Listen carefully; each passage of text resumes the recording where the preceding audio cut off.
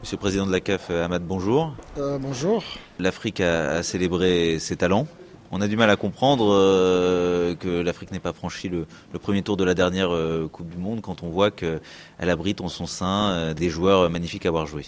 Tous les pays qui gagnent la Coupe du Monde ou qui arrivent aux demi-finales de la Coupe du Monde, tous ces pays-là, ce sont des pays qui ont participé au moins avec les mêmes générations, 2, 3 Coupe du Monde. Donc il faut une stabilité.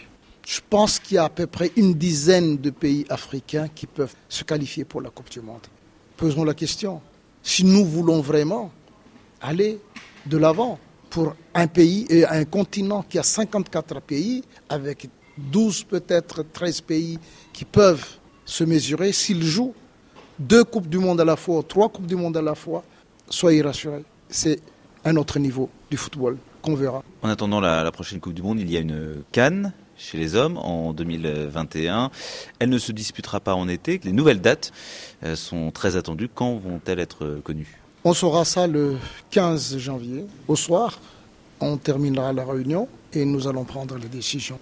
C'est pour ça qu'on vient au Cameroun se réunir avec la partie camerounaise, avec le gouvernement camerounais et avec les représentants des parties prenantes du football africain. Si vous reveniez à une CAN en hiver, est-ce que ce serait un peu un désaveu quelque part ? Ça a été l'une de vos réformes phares de déplacer la CAN en été. L'été au nord, c'est pas l'été en bas de l'équateur. Revenir aux anciennes dates. J'avais toujours dit, nous sommes obligés d'être flexibles au vu de réalité africaine. Il y a aussi ce mondial des clubs de la FIFA, élargi, nouvelle formule lancée dès 2021 qui serait rentrée un petit peu en concurrence avec la CAN. Globalement, le calendrier international est de plus en plus chargé. N'est-il pas de plus en plus difficile pour une compétition aussi prestigieuse que la CAN d'exister, d'avoir vraiment toute sa place ? Vous savez, il y a toujours un arrangement, il y a toujours des discussions. Nous avons participé à ces discussions, nous avons pris cette décision ensemble avec la FIFA parce que nous savons qu'il y a toujours un arrangement qu'on peut faire. 2020 pour la prochaine CAN féminine, le Congo-Brazzaville n'est plus le pays organisateur. Quand et par qui va-t-il être remplacé ? Il y a 2 candidats déjà, il y a la Guinée équatoriale et le Nigeria qui ont envoyé leur candidature. Prochaine session du comité exécutif, nous décidons.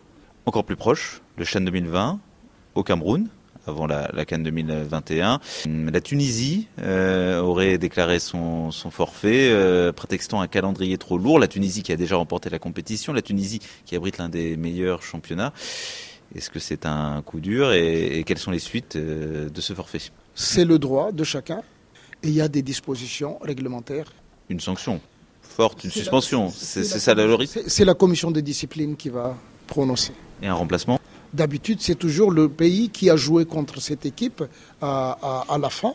Donc la Libye, éventuellement. Donc vous dites la Libye aussi a gagné déjà cette compétition. L'audit qu'effectue la FIFA pour aider la CAF à gérer ses affaires depuis plusieurs mois prend bientôt fin. Le mandat de la secrétaire générale de la FIFA, qui a été donc détaché, va-t-il être reconduit ? Il y aura un rapport d'évaluation. Le comité exécutif analyse avec la FIFA et prennent la décision. Mais en tout cas, d'une manière générale, ça a apporté beaucoup. Oui, est-ce qu'on peut faire un bilan de ce que certains observateurs ont estimé être une mise sous tutelle après une année 2019 difficile pour la CAF ? C'est la CAF qui a fait l'appel à candidature. Donc, n'occultons pas les réalités. Quel chantier pour 2020, la dernière année pleine de votre premier mandat à la tête de la CAF ? Il y aura les qualifs de la CAN, il y aura les qualifs de la Coupe du Monde qui commencent déjà. Il y a le CHAN que vous avez énoncé, il y aura les compétitions de jeunes, il y aura la Coupe d'Afrique des Nations des femmes qui passe de 8 équipes à 12 maintenant. Mon challenge, c'était le changement. Et aujourd'hui, beaucoup de choses ont évolué.